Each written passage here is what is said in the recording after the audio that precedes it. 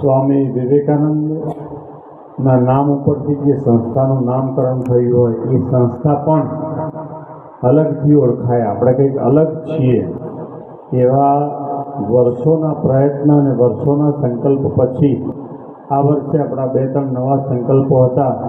એ નવા સંકલ્પોમાંનો એક સંકલ્પ એટલે જન્મદિવસની ઉજવણી. મોટાભાગના લોકો જન્મદિવસે કેક કાપવાની, કેક ફેંકવાની, કેક ખાવાની, એકબીજાના ફેસ ઉપર ચોપડવાની, મસ્તી કરવાની, બૂમ બરાડા પાડવાના, આ પ્રકારની એક પશ્ચિમી સંસ્કૃતિની ઢબથી જન્મદિવસ મોટાભાગના લોકો ઉજવતા હોય છે. આપણે એનાથી કંઈ વાંધો નથી, પણ આપણે ભારતીય સંસ્કૃતિ સનાતન ધર્મ પ્રમાણે આપણે આપણો જન્મદિવસ ઉજવીએ એવો એક આ વર્ષે આપણે સંકલ્પ કરેલો હતો. એ સંકલ્પના ભાગ સ્વરૂપે